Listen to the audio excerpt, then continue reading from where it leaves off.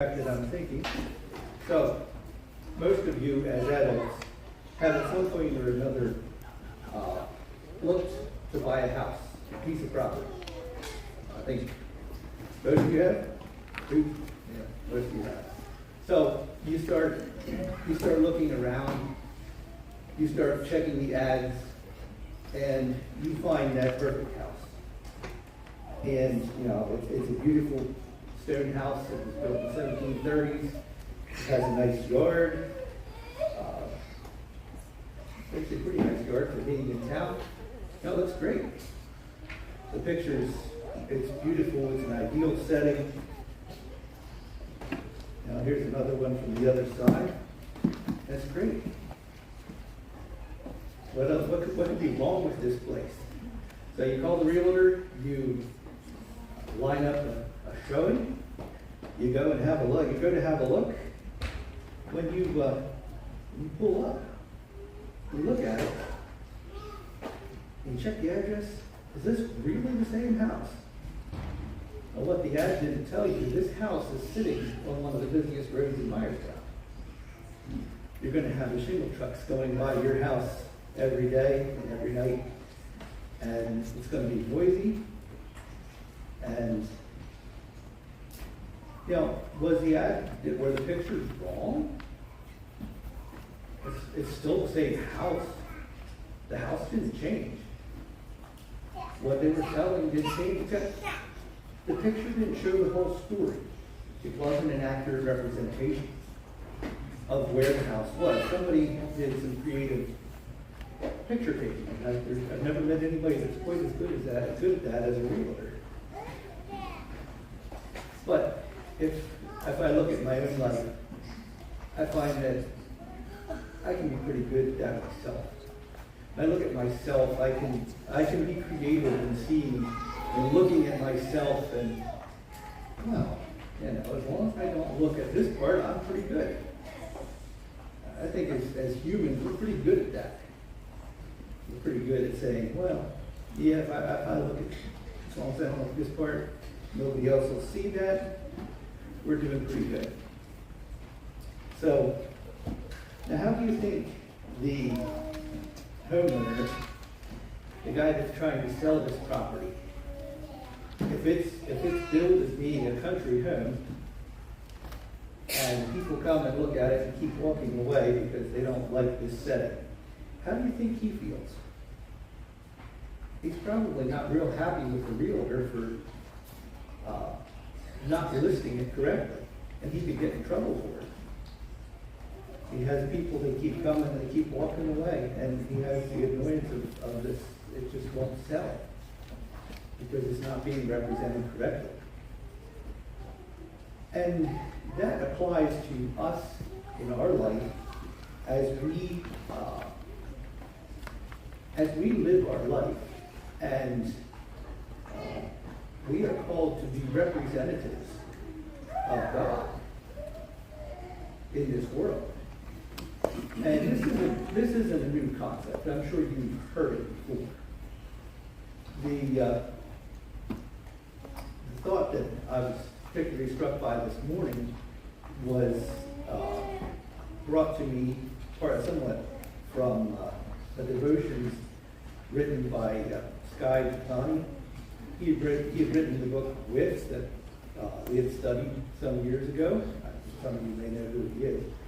And his one devotion, he'd done a series of devotions on the name of God. And one of them was called Taking God's Name in Vain. And he went back to Exodus 20. So what do we find in Exodus 20?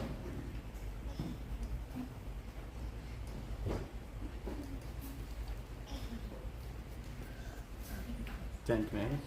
The Ten Commandments, yep, that's it. And I think I'll just read them at this point. Ten Commandments in particular, to get to the one that I was thinking about. Exodus 20, verse 1, it says, God spoke all these words. I, the Lord, am your God, who brought you from the land of Egypt, from the house of slavery. You shall have no other gods before me. You shall not make for yourself a carved image or likeness of anything that is in heaven above, or that is on the earth beneath, or that is in the water below. You shall not bow down to them or serve them. For I, the Lord your God, am a jealous God, responding to the transgressions of fathers by dealing with children, to the third and fourth generation of those who reject me, and showing covenant faithfulness to 1,000 generations of those who love me and keep my commandments. You shall not take the name of the Lord your God in vain, for the Lord will not hold guiltless any who takes his name in vain. Remember the Sabbath day to set it apart as holy. For 6 days you may labor and do all the work. The seventh day is the Sabbath to the Lord your God. On it you shall not do any work, you or your son or your daughter, or your male servant, or your female servant, or your cow, or the resident foreigner who is in your gates. For in 6 days the Lord made the heavens and the earth, and the sea, and all that is in them, and he rested on the seventh day. Therefore the Lord blessed the Sabbath day and set it apart as holy. Honor your father and your mother, that you may live a long time in the land the Lord your God is giving to you. You shall not murder. You shall not commit adultery. You shall not steal. You shall not give false testimony against your neighbor. You shall not covet your neighbor's house. You shall not covet your neighbor's wife, nor his male servant, nor his female servant, nor to your neighbor. So God was talking to the children of Israel here. These were delivered at Mount Sinai when God came down after he had delivered the children of Israel from Egypt. And he came down and he was giving them some basic commandments on how to do life, on how we are supposed to interact with God and how we are supposed to interact with each other. Why did God have to do that? Why did God haul them into the wilderness and sit them beside a mountain and say, now listen, here's how life works.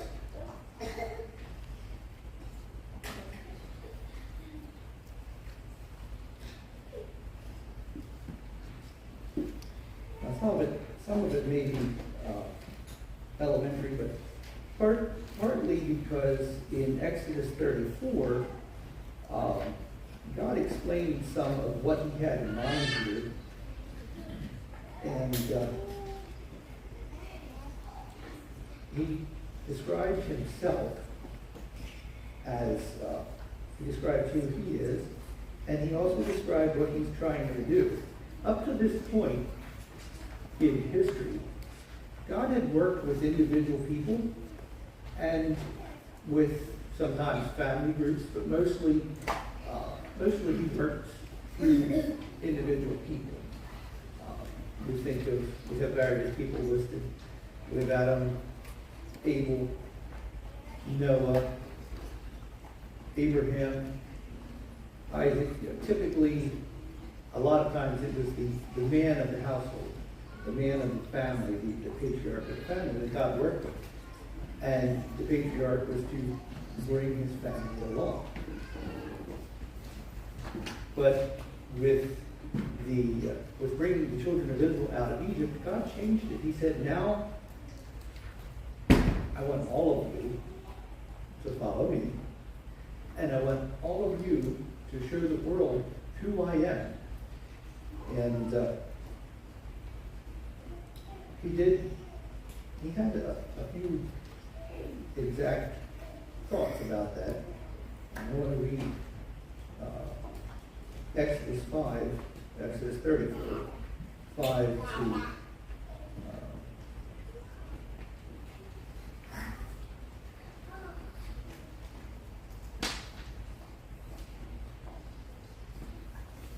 verses 5 through 8, 5 through 7. And this was God explaining to the people, to the children of Israel, him, being Moses, and proclaimed the Lord by name. The Lord passed before him and proclaimed, the Lord, the compassionate and gracious God, slow to anger and abounding in loyal love, forgiving iniquity and transgression and sin.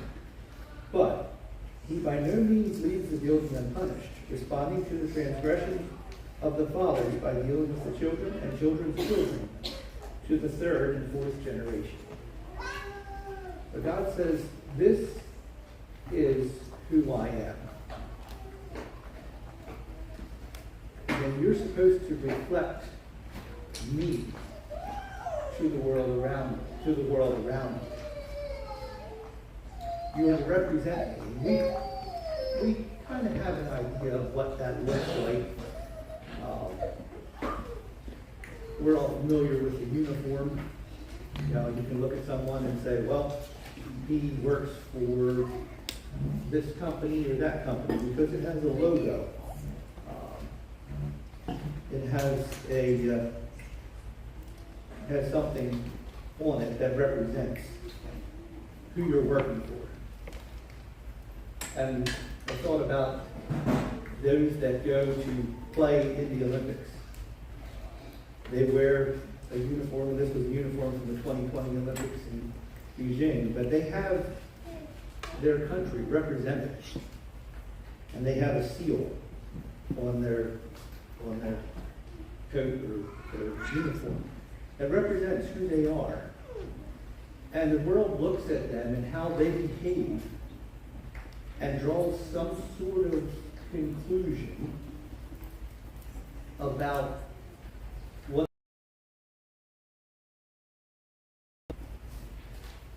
or at least to some degree, that can become a very skewed image depending how those people act.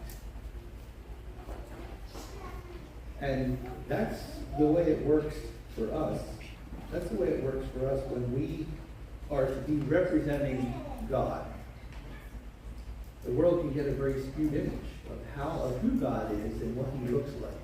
And that's why God went to some lengths here in Exodus to present himself to the people so that they understood who he is. So now he says, you're going to represent me to the world. You're going to tell the world, you're going to show the world that I am God, that I'm slow to anger, I'm compassionate, and a loving God. But he said, I also care about justice. I'm patient, but I will deal with wrongdoing. So he gave the directives, he gave the commands. So did the Israelites do a good job at reflecting God? At some spells they did. Most spells they did, yes. They sometimes they did. They did spend 40 plus years getting from Egypt to the promised land, due to some complaining along the way, not believing what God said. They got there. They had some times. They had some very good times. Some times where they reflected God well. When they had good leaders, men that also knew God and respected him. One of the things that God told them in Exodus, he says, I want you to be to me a kingdom of priests.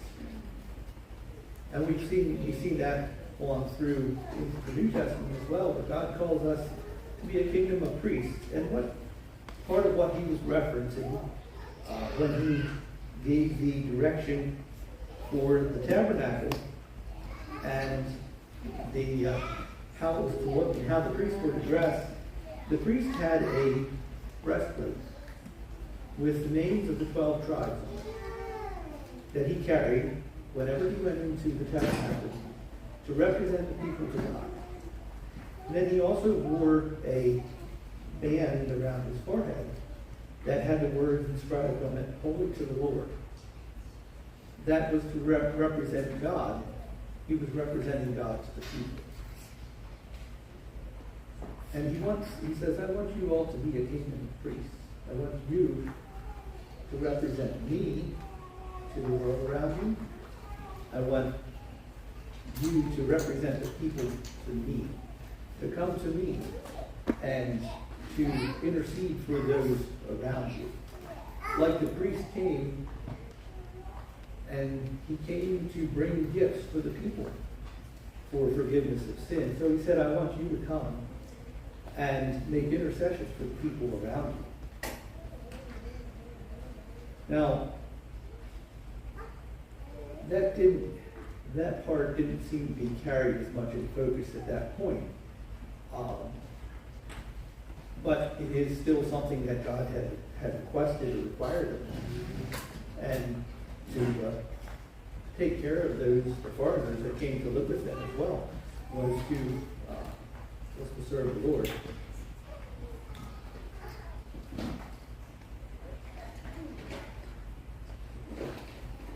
Now, we did look a little bit. They had some very good times. And then they had some lesser times. Times when they had no leader and everybody did what was right in his own eyes. Does that work out well? Kind of turns into chaos. So they said, well, they would do their own thing. They would be taken over and put into slavery by the nations around them. And then, as life got bad, well, let's turn back to God. He can deliver us. So it's kind of like, God's kind of like the shovel that you keep in your trunk to dig yourself out of the hole. You don't need it unless you're in the hole. Rather than being the driving and motivating factor, he's kind of the backup, the last resort. So eventually they decided, well, we might do a little bit better as a nation if we had a ruler that we could see. So against warning from God, they said, let's have a king. That's going to help us out. That's going to make us better. So they got a king. Did that have a positive effect?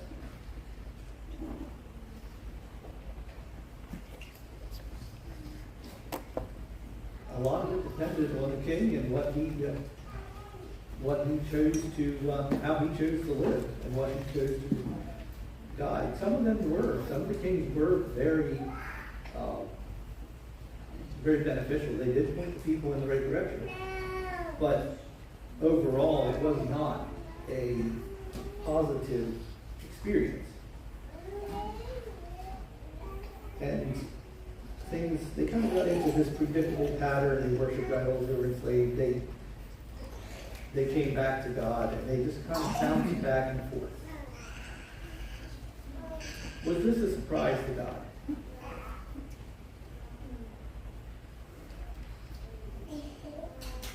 No. So, from the beginning, Bill teach you how to represent me properly to the world.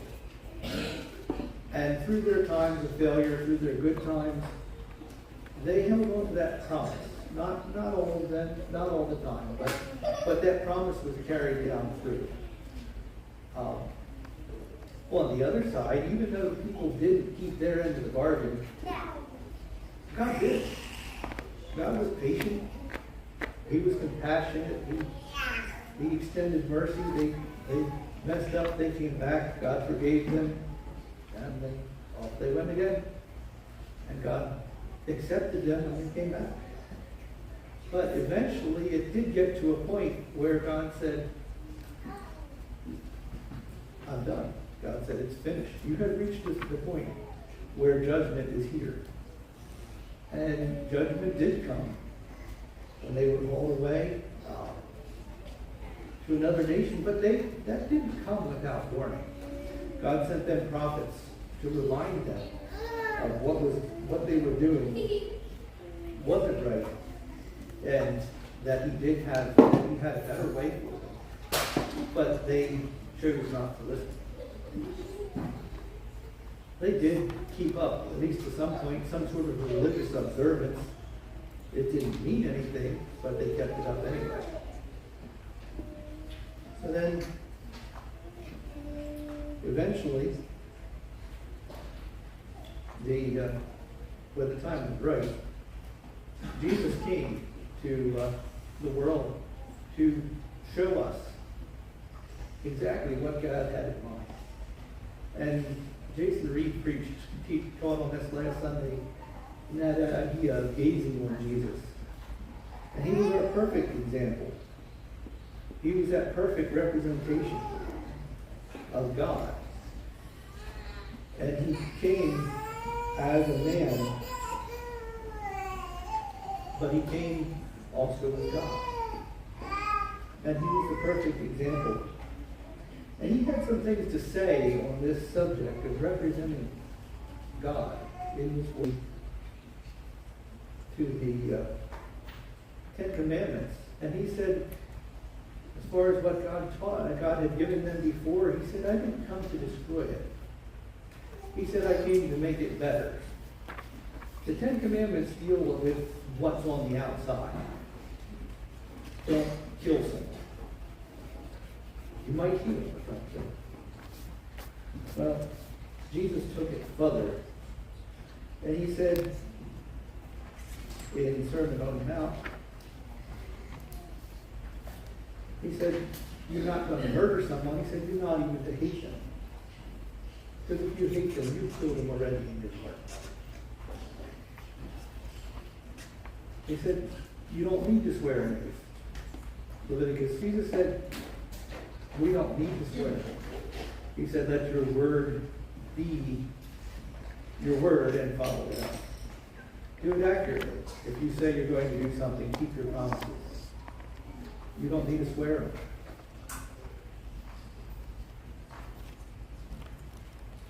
Keep your eyes off your neighbor's wife. Not only are you not supposed to take her, you're not even supposed to look at her.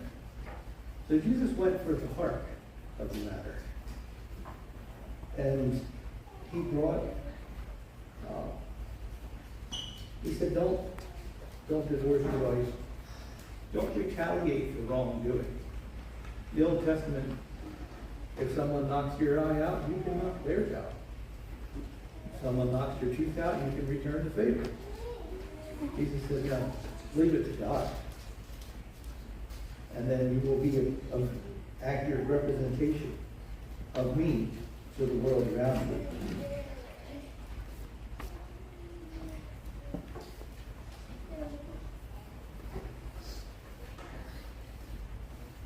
Some of the people that Jesus taught had the harshest criticism for were the religious leaders of the day.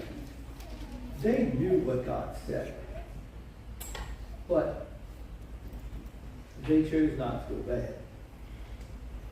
it. And Jesus said, not only did you not come to God, but you also block everyone else from coming to God. And that is a consideration for us today as having named the name of God, that if we don't enter into the kingdom, even though we claim to be part of it, we're also turning other people away as well. We're not fulfilling it. We're like a street sign that's turned 90 degrees from what it should be. Not worth a whole lot. It's actually very. That's the way Christians are when we claim the name of God, but we don't live it out. And Jesus said it would be better to go and have something heavy tied around your neck and be dropped in the ocean than to turn someone away from the kingdom. And that's a strong statement. That's something else. you'd rather die than turn someone away from the kingdom. It sounds hard. And the disciples, at one point, they said, well, who's going to be saved? Who's going to be able to do this? They at least recognize that, this isn't something they're going to do on their own. That's trying to do it yourself is kind of like grabbing the sides of your boot when you're in the mud, and you're trying to pick yourself out of the mud while you're in the boot. So you pull on the boot without lifting your foot. Are you getting anywhere? You'll probably fall over after a while, but you didn't get out of the mud. You can't do it on your own. So, when Jesus came to bring us this perfect example, he also, when he left, he sent his Spirit to live in our hearts and to empower us to follow God and to live out this life that he has called us to live and to be that accurate representation. And at one point, Paul described this Spirit in our life as being God's seal of approval. Now, what is a seal? You think of a seal? We use them today, possibly not as much as we had before, but particularly in my work, when I'm trying to decide, when I need to line up a footer, if I want to know how much concrete, I have to look at this drawing and figure out what's the right size. If I look for the drawing and I find the one with the seal on it, that's the accurate one. That's the one that everybody goes by, because it's a seal. That says, the engineer says, this is what I drew, this is what will work. And that's accepted by the inspecting agency and everyone else. It guarantees accuracy, it guarantees authenticity. That's what a seal is designed to do. And the Spirit living in our heart is that seal that we are following. When he's living in our heart and directing our life, he is that seal to us to help us follow him, help us live accurately. So, in thinking about this, how do we live this out? How do we make this, how do we reflect accurately without distorting? I'm sure you've all seen the mirrors. A mirror that curves in makes one man, if the mirror curves in, it makes you either tall or short, and then the one that curves the other way has the opposite effect. Well, it's still a mirror. You're still the same person. But what it sends back to you is different. And that's what we need to not bend the image of God, but to reflect it truly. Now in Hebrews, Paul talks a lot about living the Christian life and being faithful and how to be faithful to God. And I challenge you to go home and read the books. And I wasn't sure exactly where to start, where to stop with the in Hebrews, but I thought I would read here in closing Hebrews 13, first 17 verses, and then we go at the end. And he says, Paul says, brotherly love must continue. Do not neglect hospitality, because through it some have entertained angels without knowing it. Remember those in prison as though you were in prison with them, and those ill-treated as though you too felt their torment. Marriage must be honored among all in the marriage that has been defiled, for God will judge sexually immoral people and adulterers. Your conduct must be free from the love of money, and you must be content with what you have. For he has said, I will never leave you or forsake you. So we can say with confidence, the Lord is my helper, and I will not be afraid. What can man do to me? Remember your leaders who spoke God's message to you. Reflect on the outcome of their lives and imitate their faith. Christ Jesus is the same, yesterday and today and forever. Something we can count. There's not much in this world that doesn't change. And, we think, well, I'm still the same person. Well, you're a little bit older than you were yesterday. Still probably some of the same, but Jesus has been there, and he is there, and he will be the same tomorrow as he was yesterday.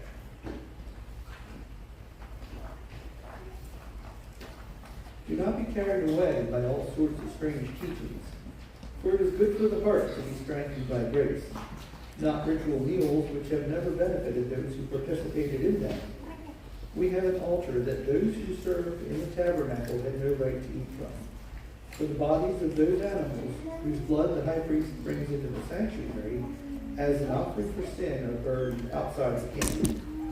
Therefore, to sanctify the people by his own blood, Jesus also suffered outside the camp. We must go out to him then, outside the camp, bearing the abuse he experienced. For here we have no lasting city, but we seek the city that is to come. Through him, then, let us continually offer up a sacrifice of praise to God. That is the fruit of our lips, acknowledging his name. And do not neglect to do good and to share what you have. For God is pleased with such sacrifices. Obey your leaders and submit to them, for they keep watch over your souls and will give an account for their work. Let them do this with joy and not with complaints, for this will be no advantage for you. And I just thought, he has a lot of things. One of the things that stood out to me is being thankful. If you're thankful for what you have, you can get by with not a whole lot. But if you're in content, you can have the world. It's not enough. When you're not content, pretty soon you're saying God's not good. If God's not good, then I have to take care of myself. And we begin to work that image of God. Then I want to take my own way. So being thankful and sharing with others. Now the last two verses here that I'm going to read, Hebrews 20 and 21. It's a benediction. We don't do that much here at our church, but it was something that I remember growing up. And it's talking about God and the power that he's offering to us to live out and to be that example that he's calling us to be. It says, now may the God of peace, who by the blood of the eternal covenant brought back from the dead that great shepherd of the sheep, our Lord Jesus Christ, equip you with every good thing to do his will, working in us what is pleasing before him. Amen. We don't have to do it on our own strength. The same power that brought Christ from the dead is there to fill our hearts and to help us represent him to the world around us. Let's bow our heads. Dear Lord, thank you that we can come to you. Thank you that we can gather this morning. And I thank you that you have not just given us a job, but you have given us your Spirit to guide us and given us the power to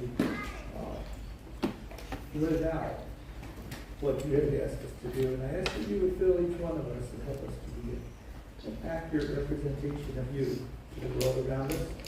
And you be glorified in all that we say and do. In Jesus' name.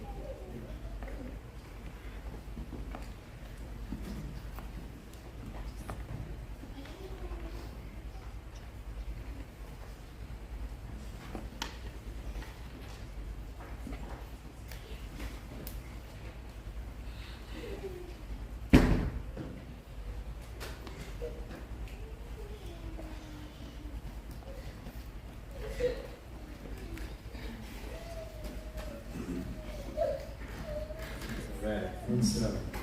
Let's turn to 828, I think it is. 828. And Marcus,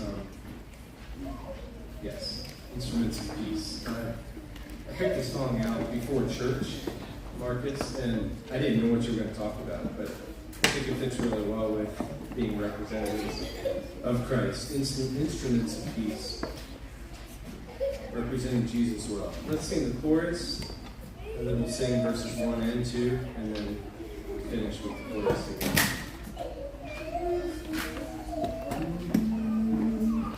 Yeah.